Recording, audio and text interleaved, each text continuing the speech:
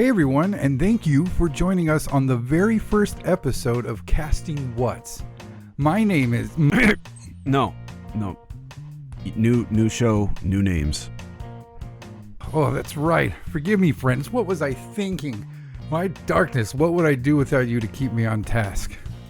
Hey, it's what I do around here. Okay. My name is Maddie. I'm more of the artsy type, studying both cuisine and blood magic abroad, and serendipitously fell in love with the two for much of the same reason. You see? All right. We don't need your life story here. All right then, Mr. Fancy Pants, what do you bring to the kitchen of death? Well, my name is Fat Don, and I bring the sex appeal, baby. That's what the last show was a little bit lacking, you know what I'm saying? Ooh, you better put that away. You're gonna burn that. We're in a kitchen after all. Oh yeah, fingers crossed, baby. So, what are we cooking tonight? Well, seeing as how we's all locked up because of this whole corona thing, figured I'd come up with some little something to help every household out on the planet, you know what I'm saying? Oh, do tell, you've got us all excited now. Hey, it's what I do around here. Tonight, we're gonna make some silly, spooky chili. Now, I know what you're thinking, Maddie. You just said we're all locked up together. Can't be eating chili. I'm trying to get laid here. Give me a bowl of chili. I'll show you swamp gas. Yeah, that's right. Do this recipe has a couple ingredients, and after a little incantation, we'll summon a demon. Poof! Its sole purpose in life is to suck up any fart you release in your household. Ooh, this I have to see. All right, check this out. First, you want to start off making regular chili, but there's gonna be a special ingredient. Ooh, what's that? This right here, this is pubic hairs from priests that have sinned their way all the way to the other place. My word, by doing what? By what do you think, sniffing farts? Now then, you take 3 pinches of the stuff, you toss it right into the chili, you bring that to a boil, give it a couple of stirs. Come over here, it's all ready, I got some cooking. You want to do the honors, kid? Why, thank you. Okay, now like I says, we gotta do the incantation to summon the fart demon. Okay, so what do we need for that? All right, first off, we need more than pubic hairs. Now, we need a deer. Oh my god, Don, we can't just kill an innocent animal for the sake of our magic? I'm glad you brought that up, Maddie. Here at Casting What's, we share your passion for evil food, but we also hold a special place in our hearts for our 4-legged friends, and that's why every deer sacrificed here on our show has been sentenced to death by the global forest justice system and have pledged their bodies to magic. And who are we to deny a condemned deer its final wish? In fact, for all you listeners out there, you can sponsor a sacrifice deer today. Just go to www.gofuckyourself and help one lucky deer fulfill its final wish. All right, so let's start off by scraping the paint off of that Ouija board and just let it fall naturally into the chili there. Like this? Yeah, just like that.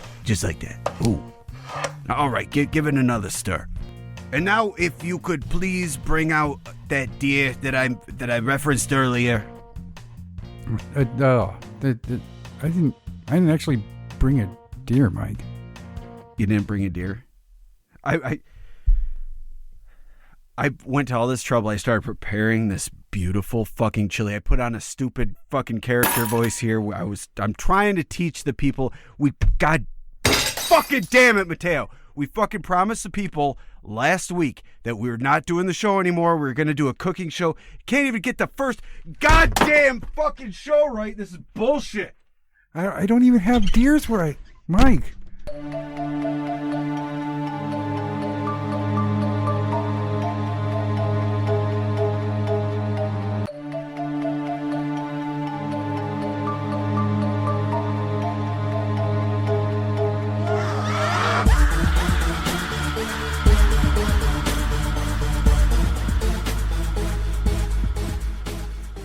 See, everybody, it's just a joke. Just a joke. We're not changing anything. You guys should have caught on to that. Yeah, thanks to your lack of deer skills. Yeah. Pissing me off. I don't have deer where I live. I'm a city boy. Well, maybe you shouldn't advertise deer. I should have been ready. I should have had that deer a couple weeks ago, right? Yeah, I mean, you had some time to prepare. It's got to coincide with their death sentence. I can't help it. That one, the one I was supposed to get, killed 6 people. They wanted it dead then. Because of this fuck up, I'm no longer willing to do a cooking show. If we can't even get the shit straight on the first week, we've already gone down that road, and I'm not willing to do it again. All right, so that's the end of Casting What's, guys. We're sorry. So, welcome to the rebirth of the WhatCast. Hey, fanfare. Woo, party, fireworks. Apparently, we still have a live studio audience, so welcome back, live studio audience. Hey, how you guys doing? Looking good. Looking good over you two. So, what are we going to talk about tonight, Mike? I don't know. I was planning on cooking chili. So, maybe we'll talk about some spooky spooks.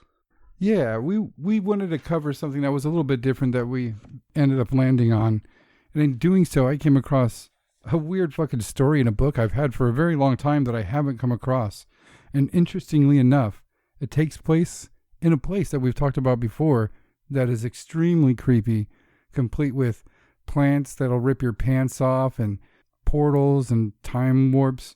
And that's the Tower of London. That was one of my favorite episodes to research, was the Weird London episode.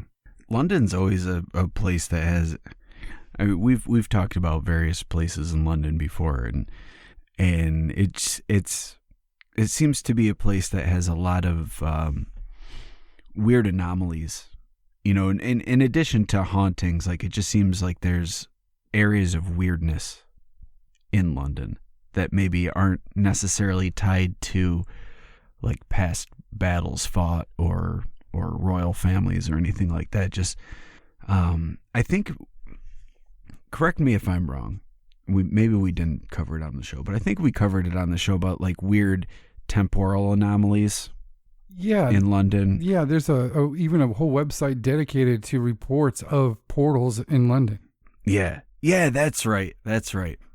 Yeah, so it's in addition to hauntings, it's got portals and I remember long ago when we did the UFO or wartime UFOs, there were the ghost ships, I think they were called.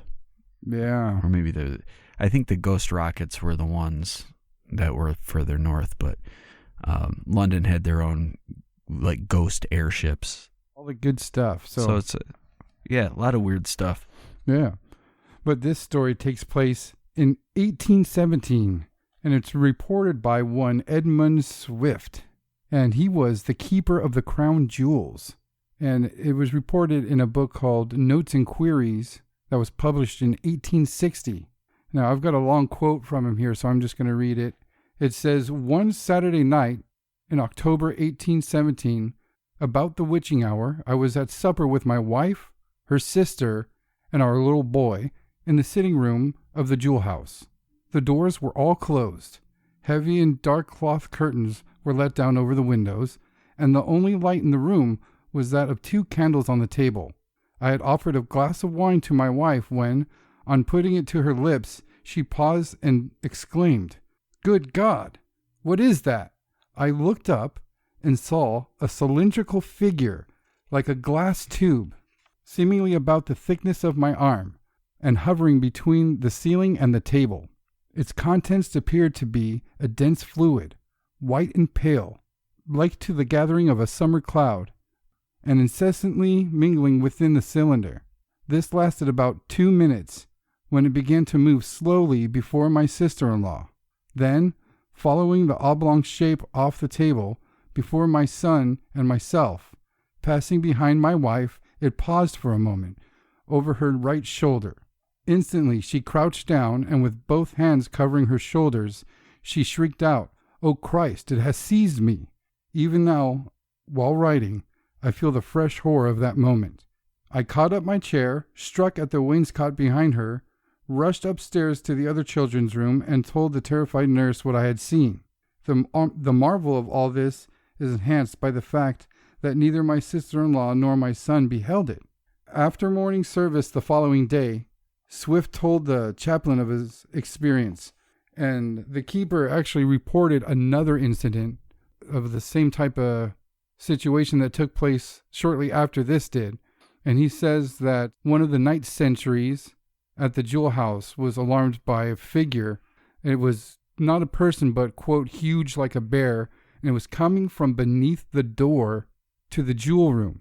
And the sentry said that he thrust at it with his bayonet, which then just hit the door.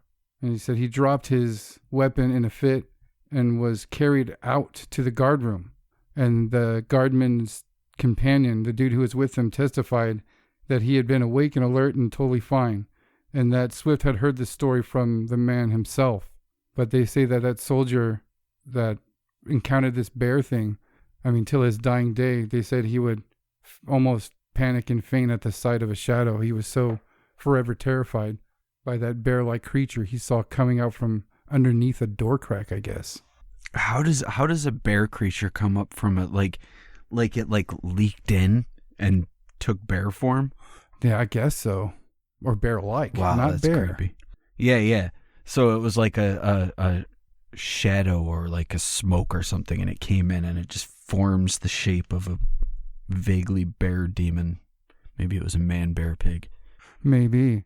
But it's interesting to hear that whatever it was, I don't know, maybe, I wonder if when you read old writings like that, if he couldn't give it more description because he couldn't see it or he couldn't describe it. Yeah, that's a really good point. Is it like so alien, so foreign that he can't properly place what he's witnessing and just kind of gives the best description that he knows how? Or is it just because he's a shit storyteller? That, or maybe, apparently he was traumatized by this to a great degree. So maybe after when he came to in the soldier's bunkhouse or whatever, he was like off his fucking rocker at that point. Just a raving madman. Yeah, exactly.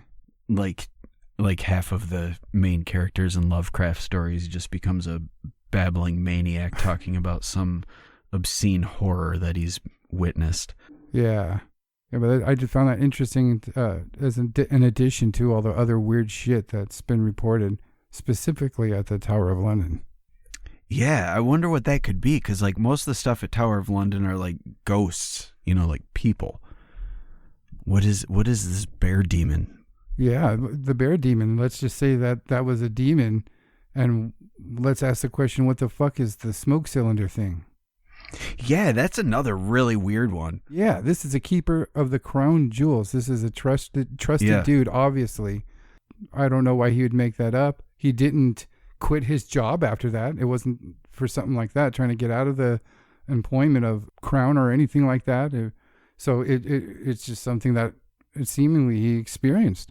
But the smoke cylinder thing, that's strange. It made me think of the Lee case with the oblong objects and weird shapes that approached his car. Do you remember that one? No, remind me. Yeah, it was 1977. 19-year-old Lee Parrish was driving home on a highway, and he became aware of we covered this one a long time ago. First 3 months of the show being out, I believe, but a 10-foot by 40-foot rectangle that glowed orange and red. What? Hovering over the tree line somewhere just between, a rectangle? Yeah.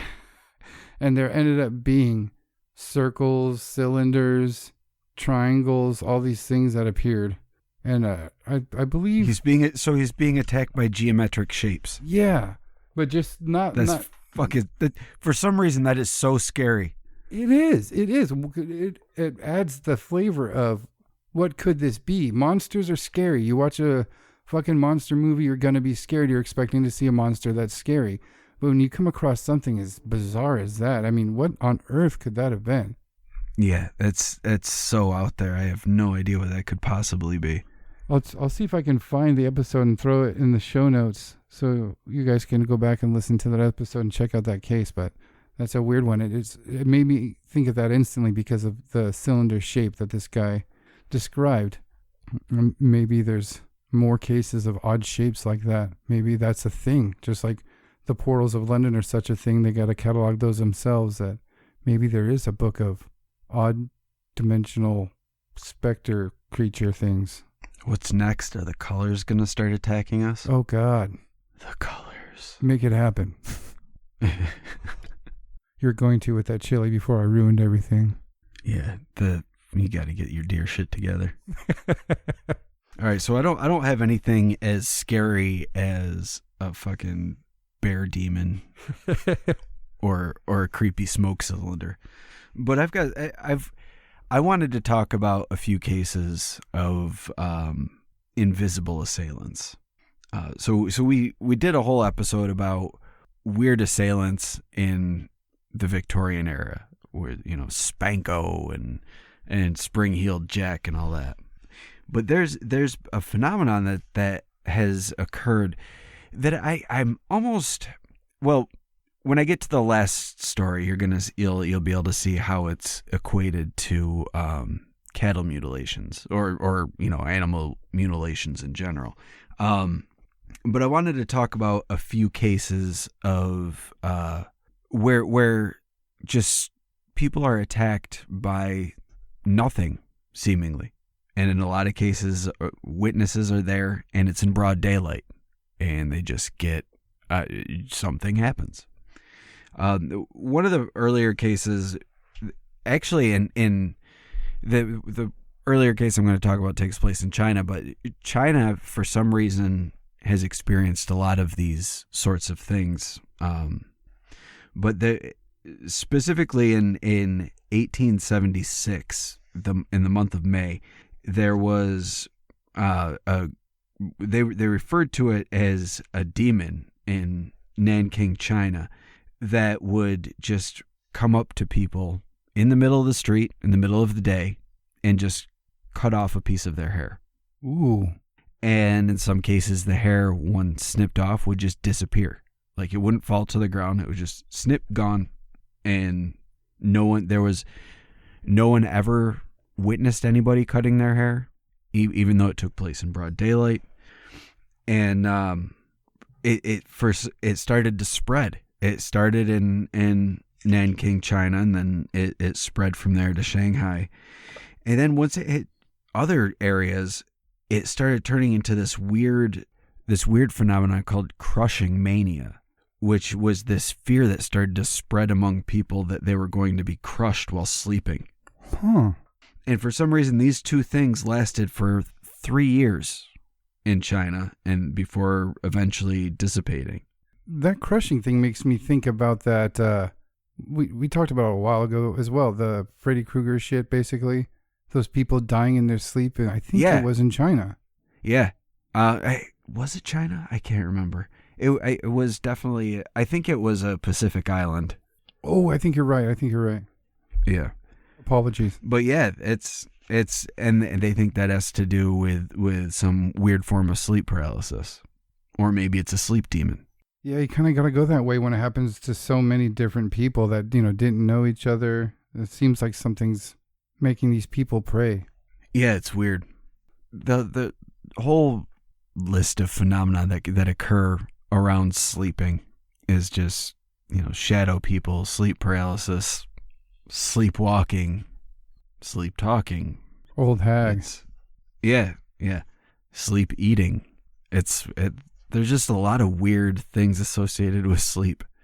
But getting back to the invisible demons, the earliest recorded outbreaks were under the Wei dynasty in China, and it was the same deal, just these invisible things. I hesitate to call them things, but just people would have their hair cut without any person or object around. They just their hair gets cut, and apparently under the Wei dynasty it lasted from 477 to 1517. Holy shit. Yeah, so it lasted about 40 years. Oh my God, every time we hear about something that fantastic, when we cover something that's that strange and it lasts that long, I always have to think about, imagine that becoming like a new normal. Just watch out for the hair demon, man. And start, if you like. Yeah, I mean, it's not like it took place over a couple of months. Like this was a period of 40 years where this phenomenon was occurring. Jesus, dude, there's people who were born and then died with the reality of that. There's a hair demon. Yeah, steal your hair, bitch. Holy crap. Yeah, but China's not the only place that it happened. In 1920, it again, here, tying back to your story, a similar thing broke out in London in December of 1922. But this was a little different. It wasn't an invisible assailant. This is kind of closer to the spring-heeled Jack type of thing. But it's also really, it's got an air of mystery to it, because it would be a man who would approach women, grab their hair, hack a strand of their hair off, and then just disappear right in front of them. Like vanish? Yeah. Ooh. And it was described as if he disappeared as if by magic. Wow, we got to think about that one, man. I mean, like I always say, I think people, if they have the ability to communicate, just like, with the bear thing, he didn't say he saw a bear, it was bear-like. And I think we got to remind ourselves of that sometimes. If someone's saying in the 1920s that somebody disappeared right in front of them as if by magic, that's exactly what they mean to say. Yeah, it's what do you make of that? Other than saying they're mistaken and the guy was just really good and disappeared into a crowd and it looked like he was, or maybe he was like some sort of illusionist and just did like this flourish with his cape and then whoosh, gone. Like the YouTube videos of the people disappearing in front of their dogs. He just does like a flourish with his cape, and then his cape falls to the ground and he's gone. As if by magic. But really he just ran around the corner.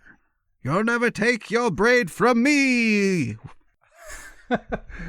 I would say, I got to link it to the portals, and I think that's going to be London's barn owl, is the portals. But since we... Yeah, he uses the portals to snip hair for reasons.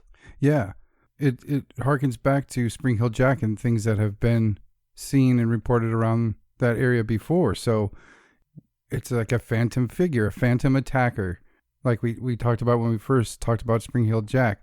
Do you think that this thing falls in the same category? I mean, is this a repeat type of entity? Yeah, it seemed to have appeared only during the month of December in 1922. We gotta do math. But it got to the point where people, there were groups of people looking for this person in the streets. I mean, after all the Spanko and the Spring-Heeled Jack and Jack the Ripper and who was the guy that, I can't remember what his nickname was, but he would have women smell a rose and he'd have like a needle in there and poke them with the needle. Yeah, I always forget the guy's name too. There was the other one that would stab women in the butt. Yeah. Bunch of fucking weirdos, man. What's going on in London? Yeah, but I mean, think about that. I mean, it's unfortunate you don't want it to happen to anybody, but you can understand some weirdo walking up and grabbing somebody's butt, a lady's butt, or a guy's butt, whatever, to get some type of a thrill or sexual gratification from it. If they wanted to hurt them, I mean, they can really hurt them. They caught all these people off guard by themselves most of the time, and he just pokes them in the butt. Maybe they're taking a blood sample. Yeah. I need a butt sample.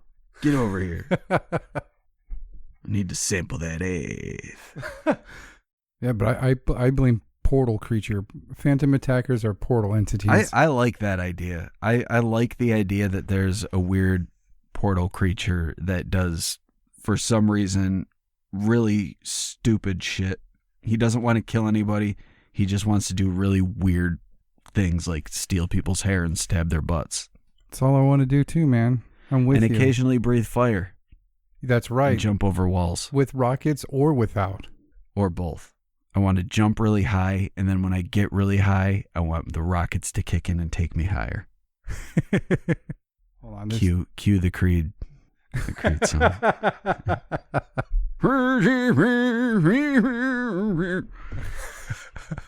Yeah, you were better than the Creed song. Give me millions, please. Thank you very much. I don't know if you've noticed this, but in a lot of poltergeist cases, there seems to be instances where the person, typically the adolescent, who seems to be the victim of the poltergeist, will also have their hair pulled or torn away, or have pieces of their clothing ripped away. There's this case specifically it was in 1899, and it was the Dag family poltergeist. It was the Dag family, and they had a poltergeist. The typical poltergeisty stuff: noises, knocking, thumps, bumps. No physical apparitions, but at one point, one of the daughters had her braid pulled, and she was just standing there minding her own business, and all of a sudden something yanked on her braid, and it looked like it had been cut through, but the braid itself was still attached by just a few hairs. Whoa. And that same day, her brother had said that something was pulling his hair all over, and so his mom came over and was checking it out, and there were chunks all over his head where his hair had been cut right off. That is the weirdest fucking thing, dude. Now, we've talked about our own ghost experiences before, but this hair shit seems oddly specific. How much more jarring would that be for you?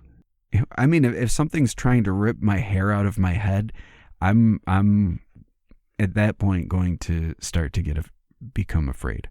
Like, legitimately afraid, not just like experiencing weird shit afraid. Like, if something is physically trying to harm me at that point, then it's a lot more than I want to deal with. I can put up with a lot of weird shit without getting too freaked out. But if something is trying to physically hurt me, or someone I'm living with, then I gotta bail on that place at that point. Yeah, you also got to consider the aspect that if it's able to cut hair. Yeah, what else can it cut? Yeah, what's stopping it from cutting your throat? Yeah. And that's what I'm saying. Like, it can be tied to, well, I shouldn't say tied to, but it seems like some of these types of things might be similar to cattle mutilation. And again, you'll see why later, but it's the invisible things that are just able to just take a piece off of somebody, or kill an entire cow and leave no blood in a matter of minutes. Yeah, with razor-like precision, sharp enough to cut hair. Yeah, and there's other cases where there are wounds that appear on people as if they were stabbed or shot with just an invisible weapon. Whoa! We've heard about people getting scratched by ghosts and poltergeists, and but what, shot? Yeah, or I guess maybe saying shot is not it's painting a very different picture, but like having a hole appear in somebody. Oh wow! See, that's even more strange. Well, think about like the phenomena of stigmata. Mm-hmm. No one is physically driving those wounds into people's hands, but all of a sudden they're getting these holes right through their hands and feet. Jeez. And it doesn't even make sense, like, historically, because we know that when people were crucified, putting a nail through their hand wouldn't have worked. They had to put it through the bones of their forearms in order to get them to stay. Mm-hmm. Otherwise, their weight would just tear through the bones in their hands. But for some reason, the stigmata still appears in the palms of the hands. I wonder what that means. What does that say? I don't know, man. That's a whole thing on its own. That might be a cool thing to do an episode on in the future. Just the whole stigmata phenomenon. Mm-hmm. Let us know if that sounds like a good idea, guys. Yeah. If you want to hear more about the stigmata, I can get into a bunch of that stuff. I love talking about the miracles and the weird religious phenomenon. But there's all sorts of, in addition to the poltergeist activity, there's other stories. There was a story, it was reported in the New York Times on the 8th of December, 1931.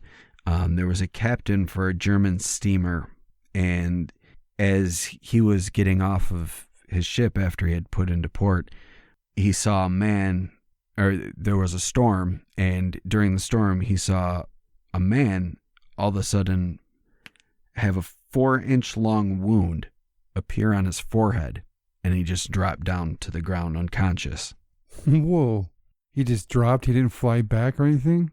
No, he just dropped. That's weird. Not even a reaction from said inflicted injury. Yeah. It just got split open and then dropped. Done. That guy die? No, he was alive. He just fell unconscious. Wow. And what did he have to say? Did he hear anything or see anything? No, nothing. No recollection. Just a slash across his forehead. He fell to the ground unconscious, and that was that. Holy crap. Yeah. Going back to London again in 1922. So we talked about December of 1922 with the hair snipper, but in April of 1922, there was a man who was brought into the Charing Cross Hospital with a stab wound in his neck. And all that he could say is that he was on Coventry Street, and he was turning off of Coventry Street when he was stabbed in the neck and fell to the ground. A few hours later, another victim was brought in with the same story. And then later that night, a third man, same area, same story. No one saw anybody. They just all were stabbed in the neck. Holy shit. And brought to the hospital. And there's nobody around them? I mean, you got to be in a pretty crowded place not to see somebody. No one witnessed. There were no witnesses, or at least no one stepped forward to say they witnessed it. The victims themselves saw nobody, heard nobody. They just got stabbed in the neck, and that was it. Jesus. Damn, man. I wasn't wrong. There is a neck-cutting demon. Yeah. Yeah, or a neck-stabbing demon, at least. Yeah. Yeah, you'd think that if it was like some person, some random slasher, after the first one comes in, they're going to send police to the area, look for a while. If not the second time they're going to. I've got some weird stories that are, I guess they could be attributed to phantom bullets. But Charles Fort, the famous Charles Fort, he wrote about these cases in his book called Wild Talents.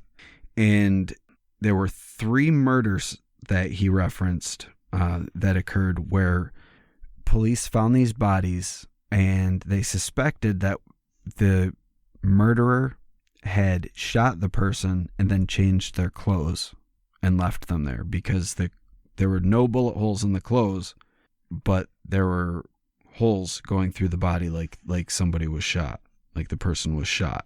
Whoa. Serial killers have done stranger things. Yeah. That's just kind of, and it's just kind of to go along with it, but it's interesting to note nonetheless. Well, absolutely. If there's unseen entities stabbing people in the neck, who's to say they don't got guns, man? Yeah. But the last case I want to bring up is the one that's most closely related to the cattle mutilation phenomenon. So this occurred in 1761, and it was actually reported to the French Academy of Sciences and was later written about in the Annual Register that quoted Mr. M. Morand. But this event, like I said, it happened in 1761, and a group of 5 women were collecting sticks in Ventimiglia, which is in northern Italy. All of a sudden, out of nowhere, one of them just stopped and dropped dead. When her friends went over to see her, they saw that her clothes and her shoes were torn to fine shreds, and they were scattered up to 6 feet around her body. And there were wounds that were on her head that exposed parts of her skull. The muscles on her right side had been torn out, and her intestines were exposed. her internal organs were ruptured, and her abdominal region had deep parallel cuts that went down it. And the flesh on one hip and thigh was almost completely torn away, exposing her pubic bone, and the broken part of one of her femurs was popped out and had been torn from its socket. Holy shit. And she was with her friends. Nobody saw anything. And it was as if she had been in the middle of a silent explosion where there was no fire, just exploded. That's exactly what I was going to say. It sounds like she's dropped out of a fucking airplane or an explosion. Now, here's the weirdest thing about this. Maybe I shouldn't say the weirdest thing, but it makes this bizarre case even more bizarre. At the scene, even though her body was all torn up and everything, there was no signs of blood, and they never found any of the missing chunks of flesh that were torn off of her body. What the fuck? Okay, so do we know how long she laid on the ground from the time she dropped to where they got help? No. This was just a report. I mean, it was from 1761. Right. But it made its way to the French Academy of Sciences and was reported in their annual register. Holy crap. That's insane to think about. They just have record of, some exploding people. Happens. Yeah, but I mean, to me, that sounds very much like a cattle mutilation, other than like being the centralized, being like in the center of an explosion. There's no blood, there's missing flesh, and there's just a dead body just laying there. And we hear that all the time with cattle mutilations, where there's a case where a farmer will literally see his cow go to another pasture and come back, 10 minutes later, and the cow has been mutilated. And there's no blood. There was no trace of anybody coming up. There was nothing that was seen flying overhead. Yet there's the cow, dead, torn apart, no blood. There's too many similarities to cattle mutilation to ignore in that case. That's insane. What if that's how they get away with it, dude? What if a mutilation... What if this is secretly the human mutilation episode that we've been alluding to the whole time? Dun, dun. This is really the last episode. Forever. We got you.